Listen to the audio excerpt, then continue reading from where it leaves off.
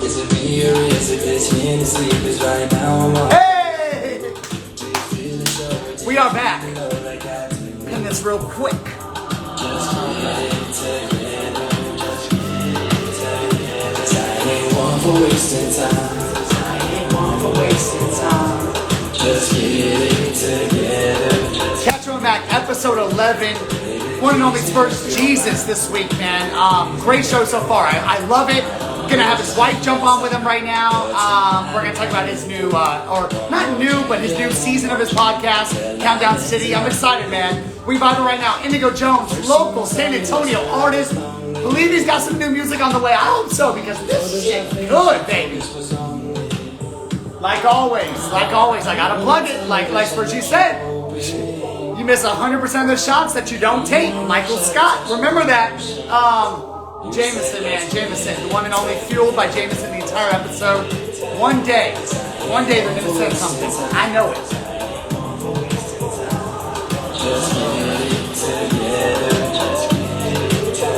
SPURS Jesus making himself a drink right now, letting everybody jump back in. It's a vibe tonight, man. I'm having a good time. It's a vibe tonight, man.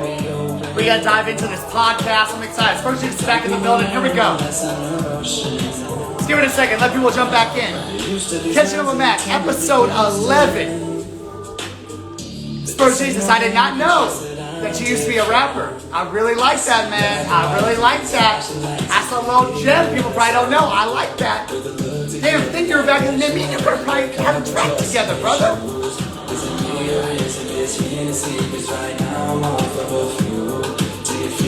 Hope you got your vodka spritzer ready. Because we going into this, then we're going to take a shot with everyone.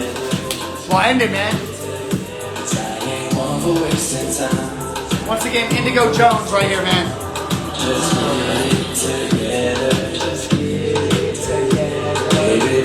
Hey, cartoons by B-Ham. I'm back. You made it just in time, man. We're gonna end this right. We're gonna end this right. We're gonna get into the Countdown City podcast right now. We're gonna talk a little bit about what I've been calling the Blessmobile. I believe that he was calling it the SJ Cruiser. I want to talk about that a little bit, and we're gonna get a little thoughts on the bubble. I have to from the wifey and SJ, man. Pleasure, thank you for coming back. I am Pleasure, ESPN San Antonio's very own. He will be on the show in a couple weeks, just to give y'all a little heads up. Working on a Julio Jones card. Okay. Who should I do next? Okay, I like that. Yo man, my team, you see the background right here. Boston, man, if you want to do a Julian Edelman painting or drawing or whatever, you want to send it my way, I will show love to that all day long. All right, let's get you on, man. Let's go. You send me the request. Oh, here we go. Let's get you back on.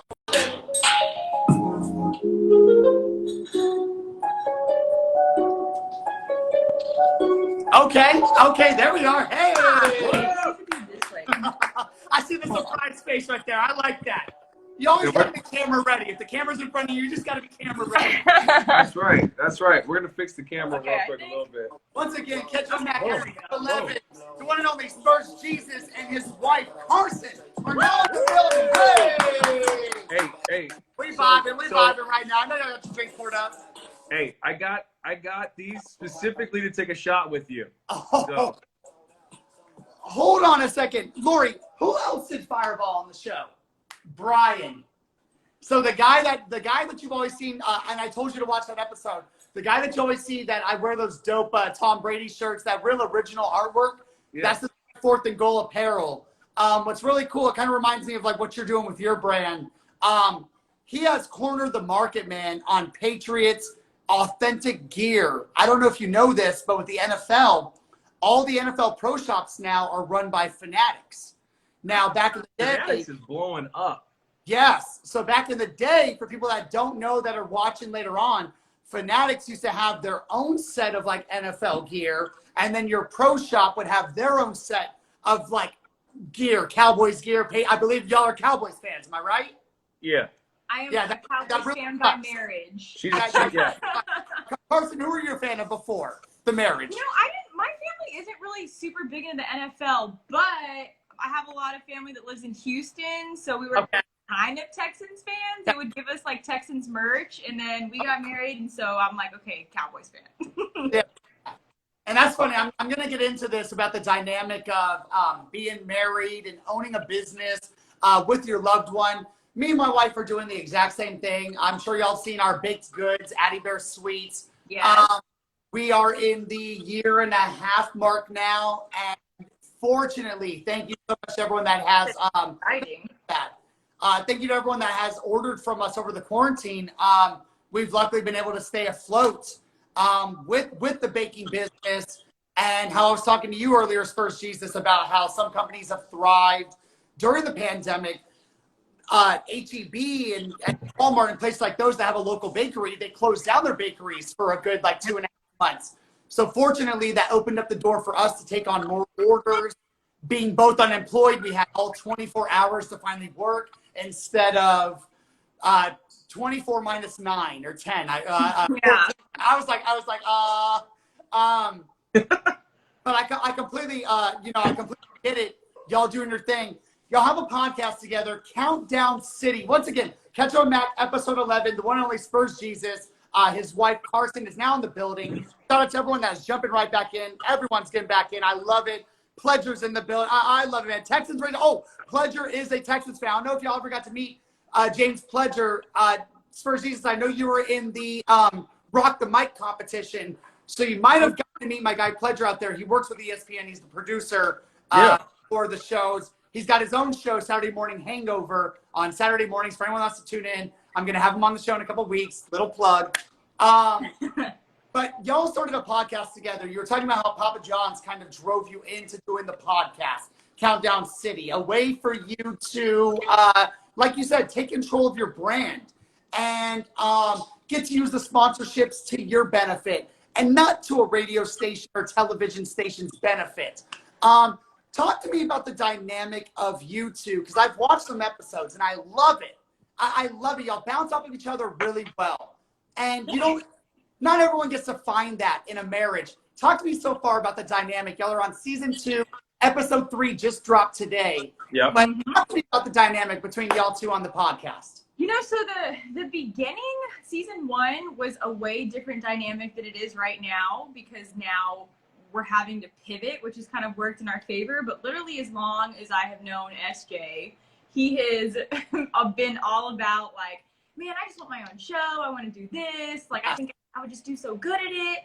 And I mean, literally for years, he talked about it. And so once we had the opportunity, we were like, let's just do it. Yeah. And we had no idea what we were doing. Yeah. Well, to two things, to talk about what we were talking about before we got off the first,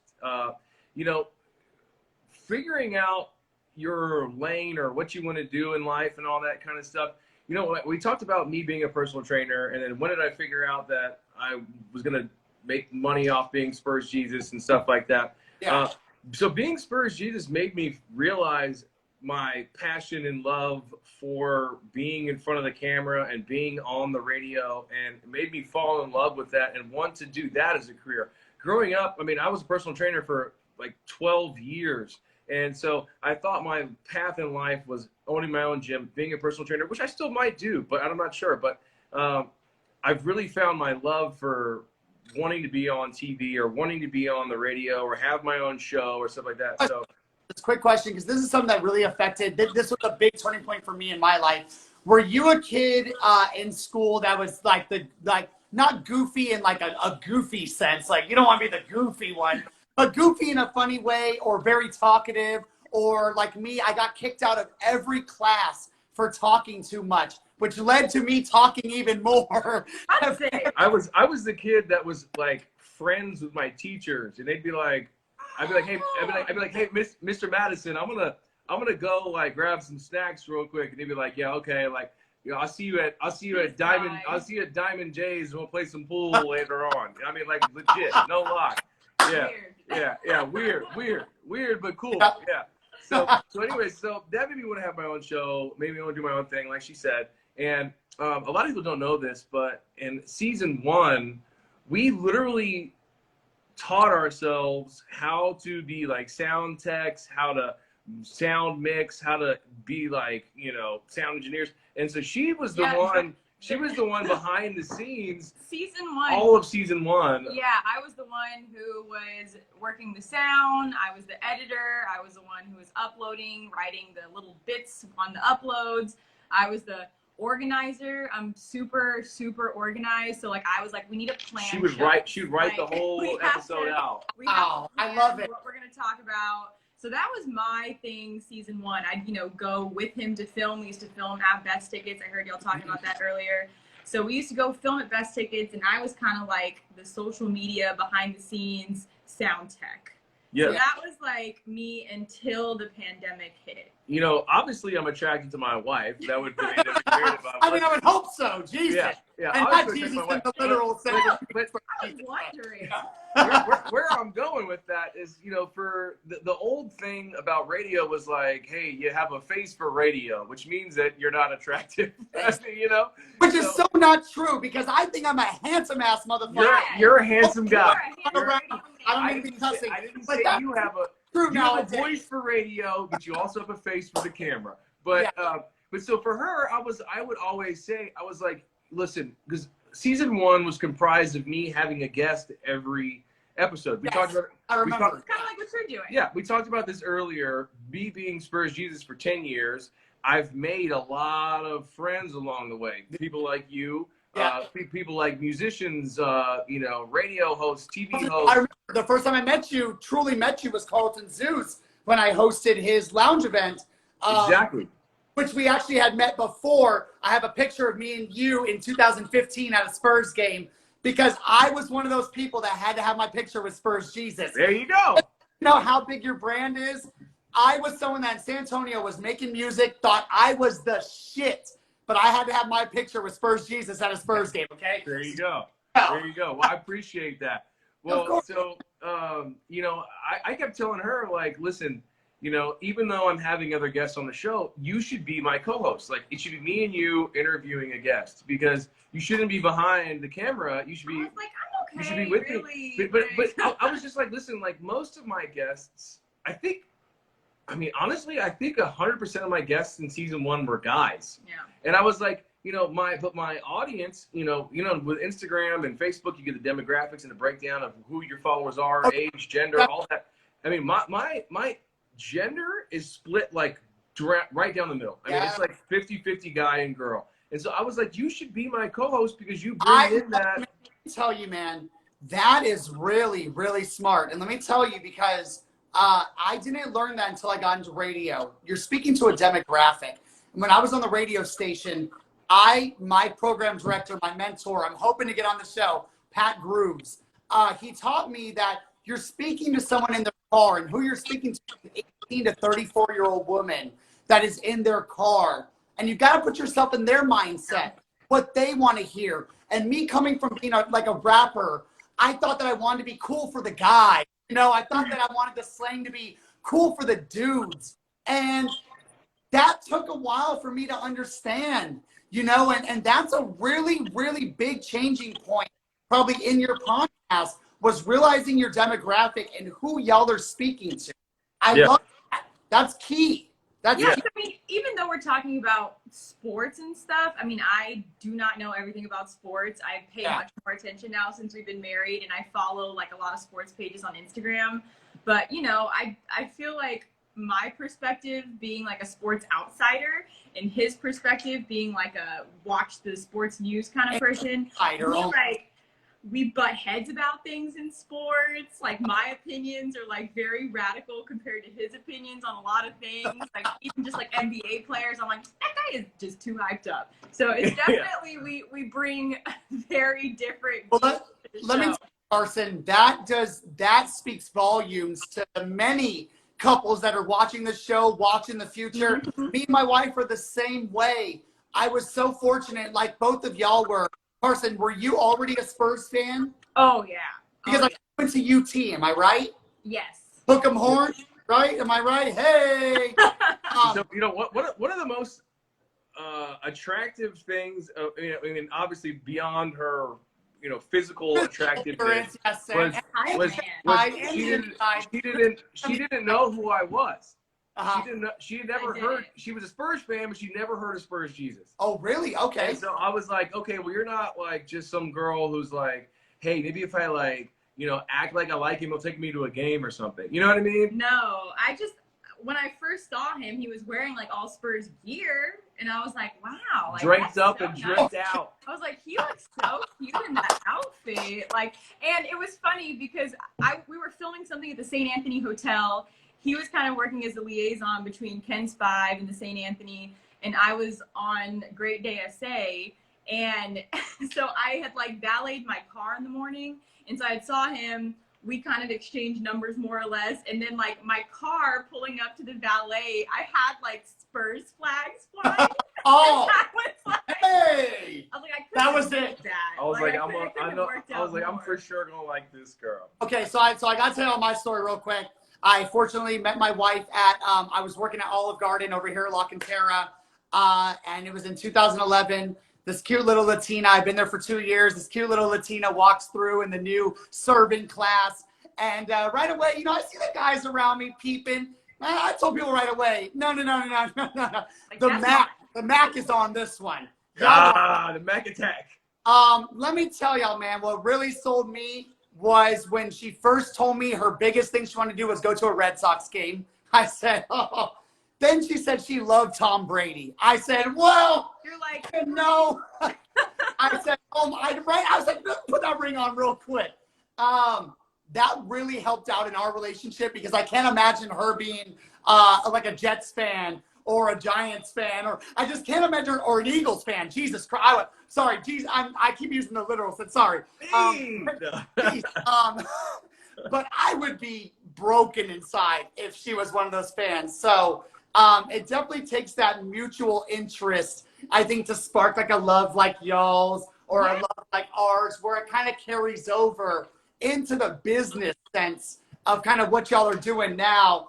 For everyone that's wondering, we're talking about Spurs Jesus and his wife Carson, their podcast, Countdown City. I love that because Carson, with the baking thing, I'm in your role. I do all the photography.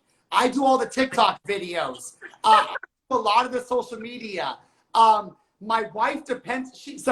My wife is exactly probably how maybe SJ thinks of you, that you're really great with those witty captions and stuff. She's the same way. She's like, you wrote all these great things for the radio station, for sweepers, and why can't you come up with that for my post? And I'm like, oh, my brain is fried. Like, I need to chill. What's that like, being behind the scenes and supporting SJ to now getting to be the co-host with him? I mean, it's definitely a nice shift. Like, I have to say I like doing both. Before I met him, whenever I was a single lady and in high school, I used to do pageants.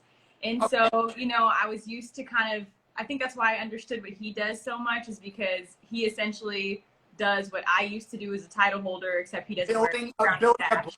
I'm sure you had a brand around. Yeah, exactly. So I know what it's like to have a personal brand. I know what it's like to have to be out in public and mingle and talk to people, and what it's like to even, be like on something like this. So I was used to that side. And so being behind the scenes was kind of nice, because I wasn't the one having to do that part. I was just the one who was helping him maintain his image, like on the social end and on the podcast end. And so that was nice. And he had to very much so push me into being in like the actual spotlight and doing things with him. I don't know why I didn't want to do it. I just, I don't know. I'm hard-headed sometimes. Trust me, after every episode, you're like, I think I would have done it this way. I think I would have done that. I'm like, well, just do it. Just come on and do it. I'm very OCD. Just come do it. My wife is in the other room right now, because I'm sure she'd be clapping over here in the kitchen. She was just working on a cake right now. She would be like, yes, the same thing. I'm like, I would have taken the picture this way. I maybe would have done this. And she's like, this is how I saw it. And I'm like, okay, you're the baker. You're the baker. Like, okay. And she's but it's definitely, she'll be like, you should have done this. You should have asked this. And I'm like, okay, but I wanted it this way. I did it.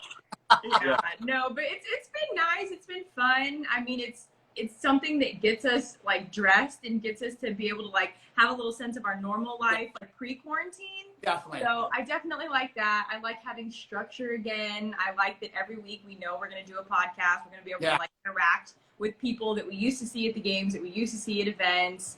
Yeah. And you know, it just feels good to do something again. Real quick, I see SJ waving. Shout out Liz 850 in the building. She waved at us.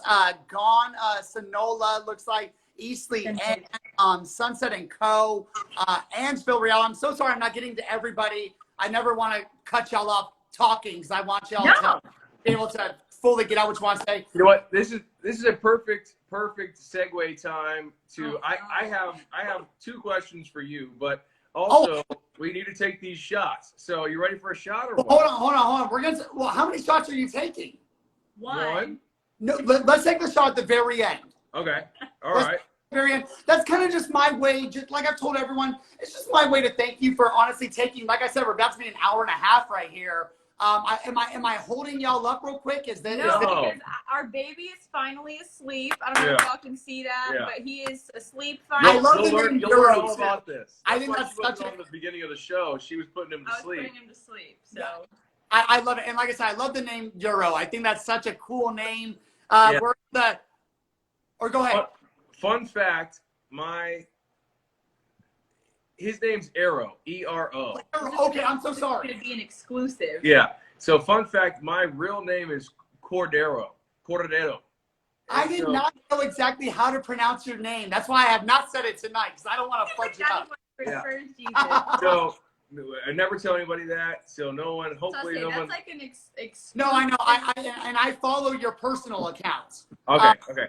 So he's like a junior. But so he got the end of my name. So it's E-R-O.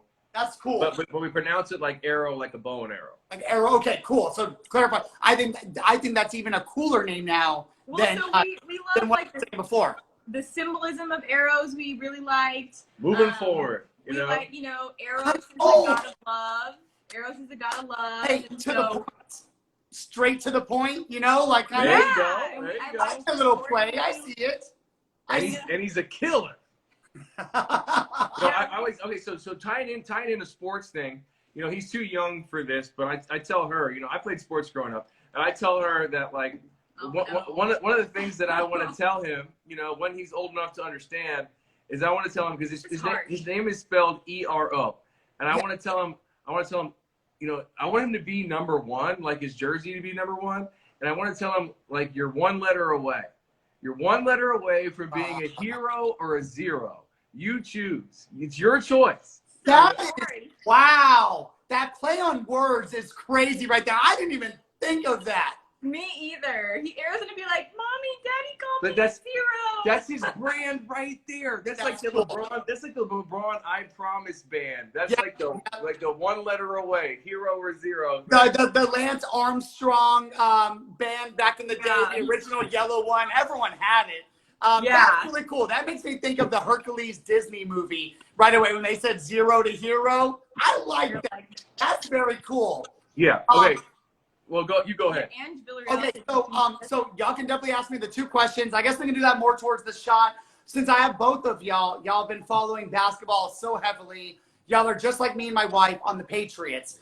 My wife's the same way like you, Carson. She learned so much of the game from me because I played football when I was younger and so involved in athletics that she learned so much more of the game from me. Explain to me your thoughts on the bubble. I want to know y'all's exact thoughts. Y'all just talked about it a little bit today, how the bubble kind of changed the dynamic of the NBA, right? What is y'all's overall take on the bubble? Like, not too in-depth, but just like an overall.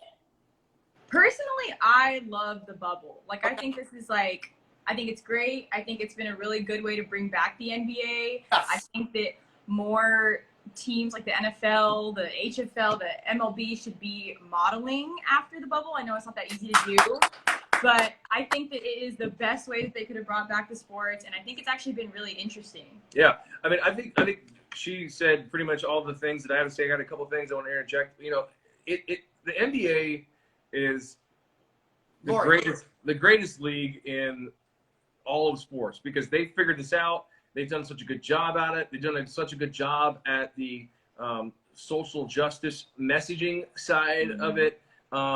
If you pay attention to branding and stuff like that, they've done an incredible job of making sure that each home team is still honoring their marketing sponsorships, like by having digital ads placed on the court, you know what I mean? Which is which is crazy. Fans too, I love that. Yeah, Yes, yeah. yes. That's Wayne, SJ, I saw you say if you were next to Lil Wayne, that is for anyone that knows Corey Mack. I was next to Lil Wayne. Let me tell people, my Twitter is Corey Mack Baby because I am a Wheezy F to the end.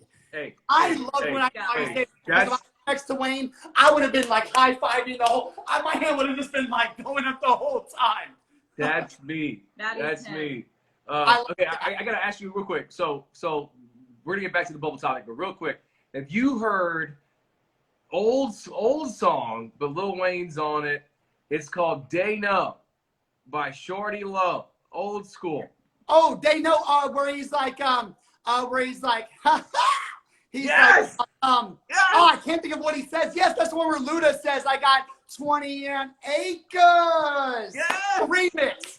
Yes. Gosh, Daniel, what does Wayne say? I'm like, yes, I know what you're talking about. Bro, okay, good. That's one of the sickest Lil Wayne, like, not freestyles, but like, his feature, of course. Oh my God. Bro, yes. Bro. Real quick, Carson, I like what you said. I've spoken heavily about this. You said the NHL, the MLB, the NFL. I've spoken heavily about this because I understand that it's a business for a lot of people. But at the same time, we need to make sure that we're approaching things in a safe way for all Americans. You know, we got to make sure that we're all here to keep contributing to the success of our country. And if a lot of us get wiped off, we're not going to be the same America that we were before. Yeah. I've spoken heavily about the NFL doing it wrong. I have to be honest.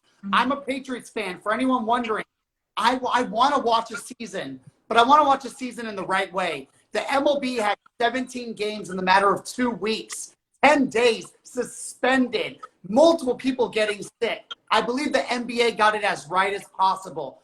Let me give y'all my take on the NFL. Tell me what you think. Why did the NFL not think to secure a state that has enough college stadiums in it? Now, for anyone that knows how NFL plays, on Sunday mornings at 12 o'clock, there's about 7 to 8 games playing at one time. At 3 o'clock, there's about 3 to 4 games sometimes. There's a Sunday night football game. There's a Monday night football game. There's Thursday night football. Explain to me why the NFL could not secure a state like Florida, Texas, California that has multiple colleges in it, where they lock down these college stadiums where there's no fans allowed in whatsoever. The teams are stuck in that state the entire time, like the NBA, stuck in a bubble, in say wherever it is, right? And they only travel to those stadiums and they only play the team right there, but they're not traveling from New England to Miami, from Houston to Las Vegas, from Seattle to Green Bay. Why do y'all feel the NFL didn't take the same approach as the NBA? I honestly feel like maybe they thought that by this point in time, it would have been better. And maybe they had high hopes. You know, they wanted to keep that money coming in. And they thought that let's just keep on keeping on. And maybe if we just keep on our course, things will get better. I mean, even right now, the Cowboys are still planning on having fans in their stadium, which I totally Which is just... Look, and I don't want to speak for anyone else. It looks like y'all are on the same wavelength as me and my wife. For anyone that doesn't know, and SPURS Jesus, you saw me do videos this week on my Insta stories. I think today is quarantine day 157 for me and my wife. I'm talking about now, and I know that y'all have gone out to places, but y'all have gone out to places that are safe. I did see no one around y'all. So y'all are going about the right way, but you do have a brand that you've got to keep up. I completely get it. But I think at this moment, allowing 30,000 fans into an NFL stadium is wild. Well, you know, we talk about this. We talk about this exact topic on the podcast. Is you know, so have they somehow fixed the restrooms? Have they summoned? What happens Yeah. when people need to go to the restroom? I mean, you You got need to wave down an usher to get escorted to a restrome. Yeah. Exactly. I mean, But exactly. let me tell y'all, I sit at the very top. I sit next to the lighthouse in Gillette. It's at least a 5-minute walk down. It's at least a 10-minute walk to the restroom, maybe 8 yeah. minutes. There might be moments that I can't hold my pee. That Yeah. I gotta go. I gotta Yeah. go. You'd have a lot of people with wet pants. So A lot of diapers worn at that game. We talk about this. I'm, as a music and a football fan, sports fan, have you seen? So we talked about this again in the podcast last week. That I believe it was England that had the first social distancing concert. Yeah. Yes. Love it. I love it. I love it. So love it. So I think that, I don't know what the setup is going to be for the NFL and how they're going to do it, but I think that if they were to, and same thing with college football, because Big 12 and the Horns are going to continue on with their season. Except Are they going Are they to make pods in the stands? I And, doubt it. I did. So we talked about best tickets earlier, and one of the things that we did hear from him is that with tickets, as a ticket holder, they're going to do contact tracing per ticket. So like no third company, like you can't buy a ticket from a third company. They need to have like a name to a ticket. Yeah. So if Corey Mack has the ticket, Corey Mack has to be there, or else that ticket can't get used. Like it's got to be my ID presented with the ticket into the stadium, plus a probably temperature check, plus probably sanitizing something. Yes. Yeah. Even then, though, I went to UT, so of course went to UT football games. He went to a lot of UT football games with me my senior year, and even half of the fans that go, just walking into the stadium, walking out of the stadiums after the game, it's just so many people. There's just no way that it would be possible to keep the distance from people in a situation. Another factor we talked about. Wild there. Go ahead, SJ. Another factor we talked about that the stadiums have no control over is how do you control? You can control what's happening in the stadium and near the stadium, but how do you control tailgating away from the stadium? Yeah. You have masses of people who are all sharing sausages and drinks and shit. And here's the thing, man. There's stadiums like Houston that's a little more difficult to tailgate at. When we went to Houston in 2016 for the Super Bowl, me and my wife didn't go for the Super Bowl. We went for the NFL experience. But there's nowhere to tailgate around NRG Stadium. It's kind of like, it's almost like it's like in an industrial field or something. It reminds me of like the AT&T Center, kind of. Just not. We went to a bowl game there. Yeah, we went to the Texas Bowl there. Yes, but let me tell you all about Gillette. Gillette is on the 1, and that's in Foxborough. There are lots across the road and miles down where tailgating happens. I'm talking about for miles. How do you stop those fans from showing up at the stadium to You do never that? will. My thing, You never will. You can't stop them personally. For me, it's the brand having to take responsibility and not allowing fans in. Right now, we see people going out to clubs. I saw an owner get arrested last night. I think it was El Tipico. I think I said that right. My wife corrected me, but the owner got arrested for COVID-19 violations. Supposedly, SAPD and TABC are going to be out this weekend arresting people. I'm sure y'all heard the story about the well at UTSA and I-10. The well got multiple citations last weekend. You're not going to stop people from doing their own thing. You're not going to stop me from having 80 people in my apartment or house. I think you've got to take responsibility as a brand and say, they're going to do what they want to do, but it won't reflect on the team. We didn't allow people we didn't allow fans in the stadium. So it wasn't us. If they decided to tailgate, that was them. But it wasn't us. I'm with y'all. I wish that they would have figured it out beforehand and figured out how to lock down or secure a state. That was the idea that came to my head. That's a good idea, I think. That's a good idea. Go ahead.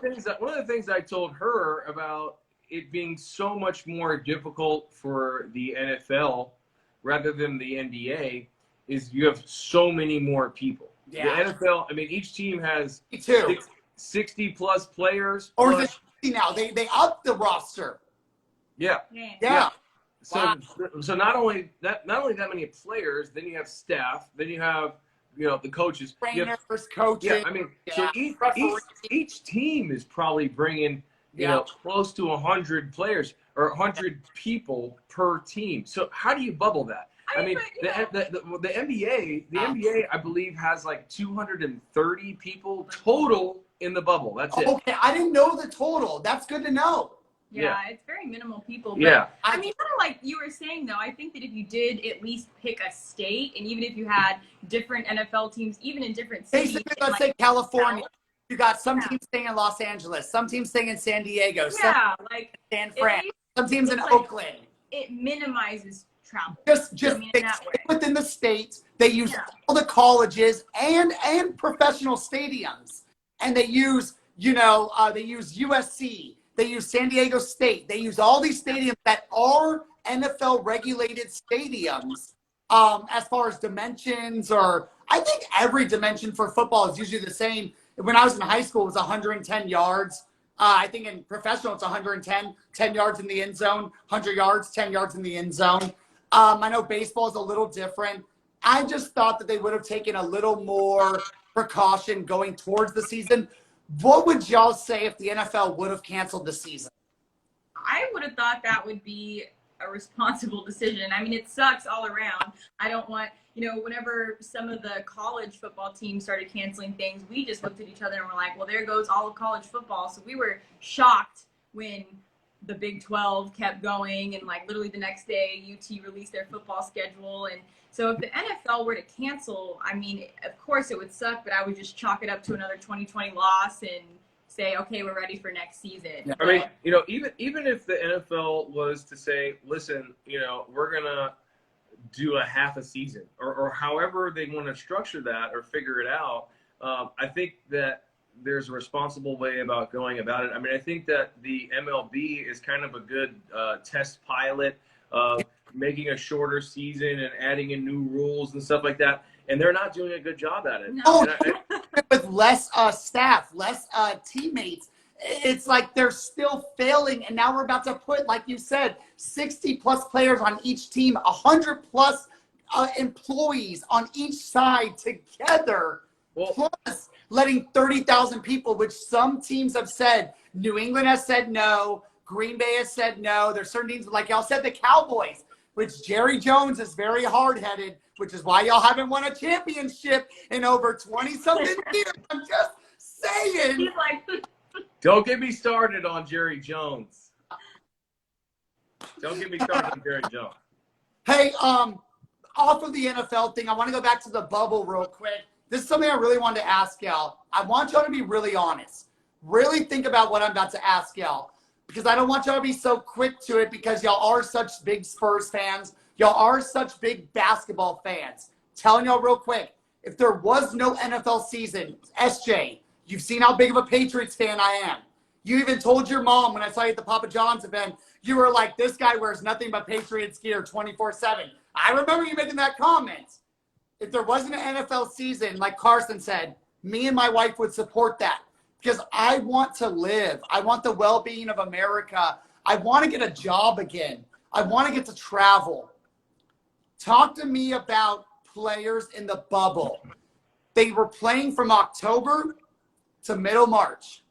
They take off until the middle of June. They jump back into it.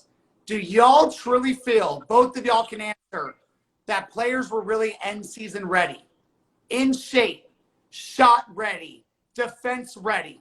Because SJ, you're an athlete. As the season progresses, you really hone on your skills. You really amp up your mood. You're really in the fucking zone then. But you take a 3.5 month break. That does something to some players. Speak to me on that. I mean, we had this conversation, and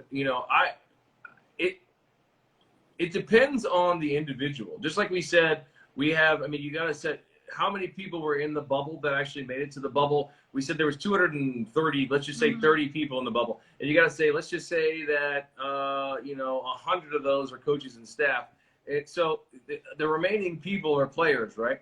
So you got to chalk it up to the individual. But, I think, one, these players are being paid millions and millions of dollars to be in tip-top shape. Which not only are they being paid to do that, they also, that means, have the money to afford to have the, tip-top of the diet, as well as, training and athletic gear and home gyms and courts and all that shit that goes along with it. So I think there are players who maybe got lazy during quarantine. Yeah. And I think there are also, on the other side of that, are players who took that time off to get in incredible shape. So there's nothing else to do. And to get hone their shot, hone their skill, hone their dribble. I mean, one great example of it, and if you haven't seen it, to the listeners, Google it right now. Rajon Rondo for the Lakers. I mean, he got freaking swole. I mean, swole. And Rondo is a small guy. Dude, swole. He came from Boston with the Lakers now. I mean, look at him, dude. He's got giant pecs, giant shoulders. He was a thin guy, tiny guy then. He's in the best shape of his life, and it came out of quarantine. It's one of the biggest quarantine NBA stories is his physique now. And, I mean, you also got to think about players that were injured going, in the regular season, and who would have missed time to handle their injury, rehab, and get back to 100% during time. I mean, so I think in that instance, it depends on the player and the maturity of the player. I don't know. What do you think? Yeah, I mean, talk to me. Yeah, I want to hear your thoughts. We kind of talked about this a little bit today on our podcast, and we're talking about the bubble effect. And I feel like this kind of plays into that, because we were talking about how are the Spurs going to come back. They were doing kind of bad when the season was ending. And so we were like, this could either be really bad still for them, or this could be really good because they have all this off time to kind of get their mind in the game, get their bodies right, and all of that. And we were saying how the Spurs, even the guys who probably wouldn't have had time to play in the regular season, really got to shine in this post-bubble season. And, I mean, obviously they had to have been working really hard for that. Even Coach Pop, in one of his post-game interviews, said that he was just really proud of how the guys played. The younger players, I remember that, yes. Yeah, so I think that, we didn't know what to expect with the bubble. It really could have gone either way. And we've been really pleased with just how good the games have been, how well everybody's been playing. Even when people are sitting out there like star players, the rest of the team is still performing really well. And so I think overall, it's safe to say that they really took the time off to get their head in the game. I feel like a lot of people were really optimistic that their season would come back, even if it was in an unconventional way. So I think that obviously got accepted into the bubble, into the new structure they were going to do. I like what y'all are saying, and y'all are saying great points. Real quick, just shout out Tim McCallan, Empty Nesters. They waved at us. Cartoons. That's my parents. The Empty Nesters? Find fun? Okay, there we go. They find that fun. Woo! Fun place to be on a Friday night. Hey, Cartoons by B. Ham said, if you guys could have one sport all year round, what sport would it be? Of course, for me, it'd be football. If I could watch the Pats play 24/7, I'm sure for y'all Spurs, right? Yeah, of course. Yeah. Well, I feel like no, not being biased. I think out of a sports legitimate pick, I feel like the NBA is probably the only sport that could sustain a year-round. Of course, 100%. That and pretty much baseball. I'd say baseball occupies majority of the year. But come on, if y'all can see some hard-hitting football every Sunday, come on. Hey, listen. Last year we went to a Cowboys game. We went to a Longhorns game. I mean, we love us some football. I played football, man. So same. Let me tell y'all what y'all were bouncing off of. Spurs Jesus and Carson. Sometimes y'all are talking about elite players. Now, Spurs Jesus, SJ, you were talking about how they get paid millions, right? But what about the rookies? What about the second-year players? What about the players that haven't signed that long-term contract yet, but they're still expected to come off the bench? You got to think about them during this quarantine where they didn't have the same means to a professional dietitian, to a professional gym, a trainer, where maybe they had to learn it on their own. Do you feel like some fans truly lost that part of this bubble season because bench players weren't able to come off, like a Ginobili, which Ginobili is highly paid? I'm not throwing the name out there, but before he got that contract, he was expected to still come out there and play a major role. Explain to me those players that didn't have those same avenues during the quarantine to stay game ready for 2.5 months. I think those are some of our players that have been doing the best. Are those guys that were on the bench? Spurs a lot right now on that. I'm gonna say right now that you know, the amount of people who aren't making any money in America right now is overwhelming, in the tens of millions of people who are unemployed. So those rookies that are still making $650,000 plus in their contracts, Look, they still have the means to have a dietitian, personal trainer, a home goal, a basketball, 18 basketball, a basketball returner. But SJ, these are young kids, 18, 19, 20. I didn't know how to maintain money back then. Me and my wife fortunately have a savings nowadays, but I didn't know that when I was younger.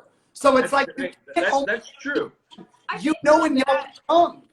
That kind of, I feel like, especially with the Spurs, how they create this environment of family, and how the guys who are on the team are because they want to play for the Spurs. I would say 90% of the team is because you want to play for the Spurs. So I feel like guys like that, even in the off season, if they didn't have all the money to spend, that they were super excited about the opportunity. Committed to doing the most to be able to be there for their team. Yeah. I mean, that's where mentorship from the higher ups and the older guys comes Duncan, down. going up to practice. Like look at Lonnie Walker, for example. Lonnie Walker, his family used to live in my apartment complex too. I got a glimpse of him one day. Wanted to say hi. I didn't say hi. I wish I would have. His dude is balling now. I'm kind of pissed about that. Honestly, someone DM'd me today and asked me who my favorite Spur player is, and current favorite Spur is Lonnie Walker. You know, but listen, Lonnie's a young guy. You know, he could be out there acting a fool, but he's got a great head on his shoulders. Not every player has that. Great hair, or used to have the great hair. Cut it off. still has a handsome little head. Yeah. But that weekend hair was amazing. I loved it, man. I loved it. Listen, not every player has the intellectual savvy to understand that you need to be on top of your craft at all times. But I think that a lot of these players, come from very low income households, places of struggle, live their whole life with nothing, and they're the ones who have made it out and have become successful. And I'm going to tell you right now, you might as well kill them before they're going to allow you or allow themselves to lose their opportunity. Gotcha. So even though they're young and that they're missing out, they grinded their asses off to get that minimum contract, and they're not going to let it slide. You know what I'm saying?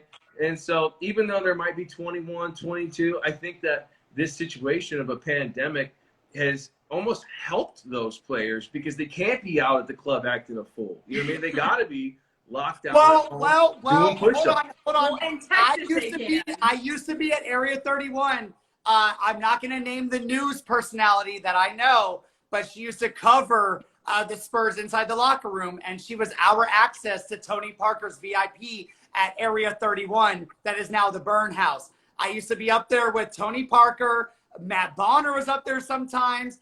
Boris Diaw was up there. I remember I saw them and we lost a playoff game because I saw them sipping on a Saturday night. I was so upset. Hey, you can still have fun, and they've earned their fun. And we were talking about this. I know.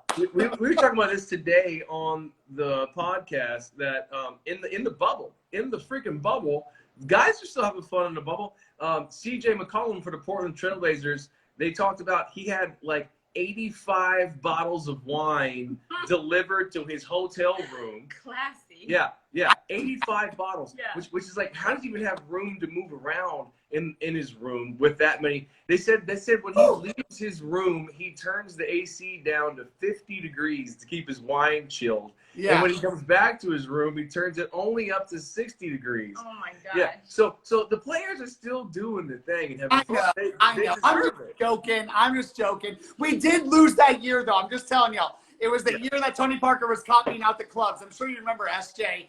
I was at the club because Tony P poured me up some vodka. Hey, and I was like, appreciate it. Tony also makes some questionable decisions in general. Tony's getting a divorce right divorce now. Number 2. Yeah. So, maybe he isn't the best Spurs role model. Okay, so we're nearing the 2-hour mark. I know y'all want to ask me questions. Just real quick, Carson, future of the Spurs. How you feeling about it?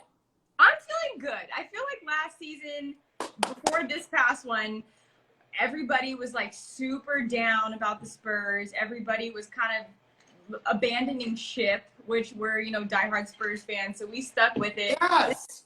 This season was tough. Yes. They did really well in the bubble. I think everybody knew the playoff streak was kind of coming to an end, but watching these young players play and kind of take over the roles for these older, more mature players, and watching like people like Patty Mills kind of taking that leadership position. Hey, mate, I love it, man. Patty, yeah. Man, I love Patty Mills. That guy's got a spark to him. Man, he hits a shot. He does oh, man, God, and y'all know I'm a Pats fan. There are certain moves that Gronk used to do. The Gronk spike, I would fucking go crazy when Gronk spiked the ball after a touchdown. Like, I'm with y'all on that. I love that, Carson. That's great right there. Yeah, I mean, it might be a rough couple years still. I mean, nothing's perfect. I'm sure we don't have very many more years with Pop, which is super sad. But I think that the future of the Spurs is good. I have faith that once Arrow is old enough to go to a Spurs game, that we will win another championship. Hey! Put a ring on it, baby. Bring number 6 home. Bring number 6 home. The Pats brought it home. Now it's time for the Spurs, because a lot of people don't know, when me and my wife travel to New England, a lot of times I wear Spurs gear because it really pisses the people off on the flight, because they're like, Spurs, because once you get your layover, then you're with real Patriot fans that are going to New England. We lay over in Nashville or something like that. And I'm like, yeah, I got the Timmy shirt on, hey. And they're like, and you're, and I'll wear the Pats cap too. They're like, you can't like both those teams. I'm like, well, yes, I can. I was born in San Antonio. My whole family lives in Massachusetts. I get to love both of them. Championship ring, baby. Hey, aren't they the mirror of each other? Aren't they the mirror of each other? They're 100%. The Patriots, Belichick, Tom Brady, Tim Duncan. Except Tom Brady let us down. He went to another team. He was supposed to. That's my question. Okay, I knew it was. I knew it was. Get into it. Ask me the question. Let's end this. Get into it. He's like, just. As a die-hard Patriots fan, being with one of the greatest franchise probably there is in the NFL sports, and the GOAT of a quarterback, Tom Brady, Mr. Six Ring himself, hanging out with Michael Jordan, the GOAT of football, left your team. No. How are you feeling about that? Let me show y'all real quick. I got this right here. Of course, I've got the Patriots beating Atlanta, the amazing comeback season. I've got the plaque up there. My other Patriot gear is just up just because of how I arranged the room. Let me tell you, man, it was tough. It happened. So when y'all were talking about the quarantine earlier, it was one of the worst days of my fucking life. Let me tell y'all. So I'm in the gym. It's 12:30 in the afternoon. It was St. Patrick's Day. I'm Irish. My family's from New England, Boston. And, so I see ESPN breaks. Tom Brady officially left the Patriots, went to the Buccaneers. I was screaming in the gym. I did multiple Instagram, IG story videos. I think I saw that. And then I go to the room to do abs. They have like a yoga room. And then one of the people from the apartments comes and tells me that the gym is now closed and I needed to leave the gym as I'm in the middle of an ab workout. And about that day, we had planned with my cousins to go out to just a couple of places, Bar Louie, Yard House, just a couple of places, grab some green beer, some Jameson. have fun on St. Patty's. Like I said, I'm Irish. That's a big holiday for me, you know. And we had canceled that because of all the pandemic stuff that was going on. We canceled that about 2 days earlier and decided just me and my wife were going to go to the pool. So when they closed the gym, I asked the maintenance lady, I said, so is the pool closed? And she said, yeah, everything's closed. And the thing is, same maintenance lady was the lady that was, same person telling me was in the gym when I was yelling and saying F this about Brady popping off. So I'm pretty sure my attitude wasn't the greatest during that time. I apologize if they were watching. My attitude was not the greatest. I'm fucking pissed. Let me tell y'all right now, I am fucking pissed. I will not be wearing my Tom Brady jersey all this season. Let me tell y'all, I haven't done a post yet. I haven't done oh, Brady, thank you for the years. Thank you so much. No, fuck that shit. Because someone that played 20 years for one team knows damn well that if that's the end, then that needs to be the end. But this guy has it in his head to play 45, and he didn't want to play with the Patriots no more. So I will do my post for everyone that's wondering. When Tom Brady retires, I will do my farewell post. But I'm not going to do some sincere post congratulating him going to another team to compete against my team. It's Patriots all day, every day. New England is in my heart to the very end. That's it. Okay. I love your honesty. I am about it. Yeah. And my wife is the same. My wife is the same. We are wearing Edelman jerseys all damn season long. There you go. There you go. Hey. Follow-up question. Today on our podcast, Carson had the whole story about Tom Brady's Instagram story. Are you still following Tom Brady? One. And I'll follow up the question with that. I am. I have some weird sense that I'm still following Gronk. For people that are wondering about Gronk, Gronk really hurt us as well. You know, I understand why he had to leave in 2018, because if you heard the stories about him, he had a pint of blood in his thigh after the Super Bowl. He got hit in the first quarter in the thigh, and he had a pint of blood that he had to get drained after the Super Bowl, after our win against the Rams. I get it. That guy has taken so many injuries. I can't imagine the pain. Look, I've had shoulder surgery. It's rough. Let me tell y'all, it is heavily rough. I can't imagine the back stuff that he has, the multiple injuries, the torn ACL, MCL. It's really, really, really rough. But I didn't like how all of us as Patriot fans asked Gronk to come back for one more year to play with Brady in 2019. And he said, I'm retired. I follow his brother, Chris Gronkowski, that was on the Cowboys. He comments on my stuff all the time, likes my stuff. I don't know this guy, but like, a little bit is there, right? And he comments on my radio stuff sometimes. I love it. But I was just really upset that all of the family said Gronk is done. He wants to take care of his well-being. And then he comes back to play with Brady. I couldn't take it. Okay, so you're following Tom Brady. Tom Brady did this really funny thing today. It was a couple days ago. It was real quick. We are at 1 minute and 35 seconds. This might be my longest show yet. We've got to jump right off and jump right back on. We got to take this shot. Ask your question right here with the Tom Brady quote post. Let's jump right back on, because I did not think we were going to go this long. But I love it. I'm here for it. Good times. Good times. What else will you be doing on a Friday night? Hey, like I said, quarantine, man. Go ahead. The question is, Tom Brady, on his story, Carson will fill you in on the rest. He wrote a letter home to his mom and dad from training camp. Did you see that? Oh, I saw this. Yes.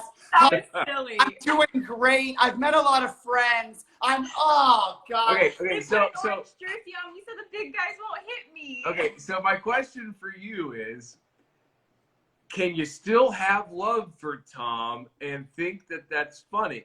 Or is it not funny because he's a Tampa Bay Buccaneer now? If he was doing the same thing as a Patriot, would you be like, oh, look at Tommy doing his thing? You know, 30 seconds left, real quick. I'm gonna just give you a quick answer. I'm gonna touch up on it right a second. I do still love Tom. I did laugh a little bit at that post. What I love was that Tom was doing a lot of this social media stuff towards the end of the Patriots. The Patriots are very strict. It's like the Spurs. It's very strict. They've got a specific system that you got to play in. We got 10 seconds. We got to jump back in. So I'm going to answer that question. We're going to take a shot. Catch on back. Episode 11. 5 seconds left. We got to end it right now. I'm coming back to you.